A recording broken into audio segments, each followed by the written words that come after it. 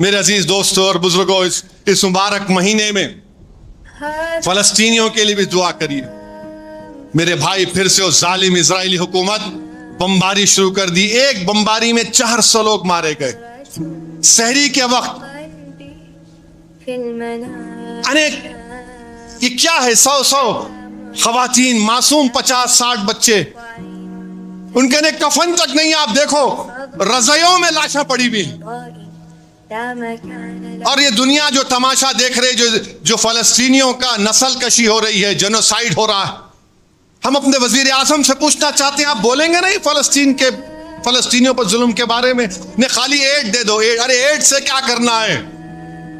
جان بچاؤ نا، تو تب تو ایڈ لیں گے وہ لوگ. 4 گھنٹے کا 3 گھنٹے کا پوڈ کاسٹ کیے کسی ایک شخص کے ساتھ، ایک لفظ نے اس پہ فلسطین کے اوپر، ایک لفظ نہیں فلسطین کے اوپر ہمارے وزیر اعظم کی زبان پر نہیں آتا. ارے انسانیت کا مسئلہ ہے یہ. اور وہ جو بڑے بڑے حکمران جن کو اللہ نے دولت دی، کیوں دی؟ کیونکہ اللہ کے رسول صلی اللہ علیہ وسلم کے ختم مبارک وہاں پر پڑے تھے.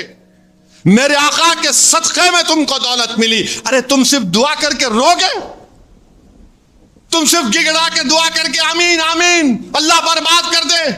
ارے ظالموں، تم بھول گئے کہ اللہ کے رسول صلی اللہ علیہ وسلم نے منبر پر خطبہ بھی دیا اور احد کے میدان میں جا کر اپنے دندان مبارک کو شہید بھی کروایا تھا. ظالموں، تم بھول گئے امام حسین کی شہادت کو.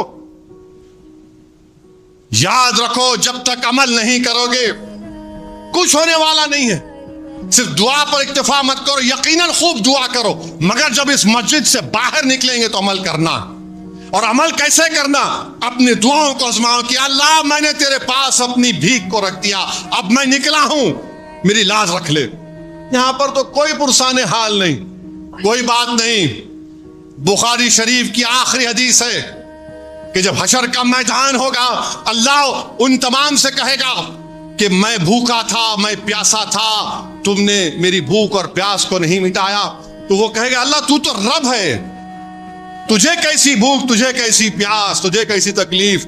تو اللہ فرمائے گا، فلاں مقام پر ایک آدمی، ایک شخص تکلیف میں تھا، تم نے اس کی تکلیف کو دور نہیں کیا. اس دن تو سب کو سامنا کرنا پڑے گا. انشاءاللہ تعالی سب کا حساب کتاب ہوگا، کوئی بچے گا نہیں. اللہ سبحانہ و تعالی سب کا حساب کتاب دے گا. میرے عزیز دوستوں اور بزرگوں، خوب دعا کریے فلسطین کے مظلوموں کے لیے.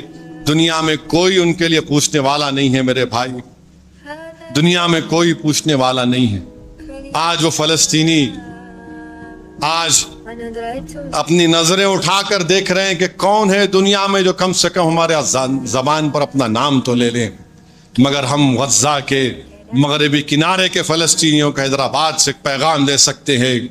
ہم تو ضرور تم کو یاد کرتے ہیں، ہم ضرور تمہارے لیے دعائیں کرتے ہیں، ہم ضرور راتوں میں اٹھ کر تمہاری سربلندی کے لیے دعا کرتے ہیں، ہم تو تمہاری ہر چیز کے لیے دعا کرتے ہیں. ہم بہت دور ہیں مگر تم اور ہم ہمارے دل کے قریب ہیں. یہ ہمارے ایمان کا تقاضا ہے کہ ہم تم کو بھول نہیں سکتے. یہ مسجد اقصیٰ کی عظمت ہم سے پکار کر کہہ رہی ہے کہ میرے بچانے والوں کے لیے تم دعا کرو، ان کی ہمتوں کو بلند رکھو، اور انشاءاللہ تعالی اللہ سبحانہ و تعالی ضرور ان کو کامیاب کرے گا.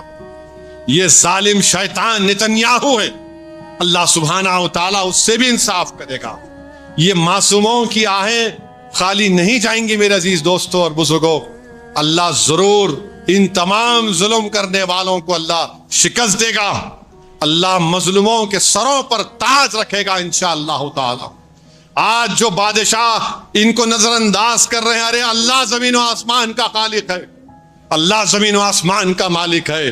تمہاری بادشاہت ختم ہو جائے گی، اللہ کی حکمرانی ہمیشہ تھی اور ہمیشہ رہے گی. بلکہ اس دن بھی اللہ رہے گا جب اللہ حضرت میکائیل کو علیہ السلام، اس ملک الموت کو کہے گا کہ تو بھی مر جاؤ. اس وقت بھی اللہ کی حکومت رہے گی اور پھر اللہ سب کو زندہ کرے گا.